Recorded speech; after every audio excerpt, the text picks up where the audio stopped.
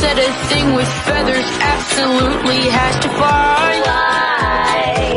Why must they fly? Some creatures have two wings that flap, but you won't find them up there in the sky. Try, they're not up there in the sky. Gravity they don't defy, they'll never soar, won't even try.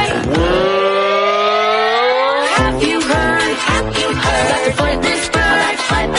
With wings that flap, they've been supplied, but after that things went alright.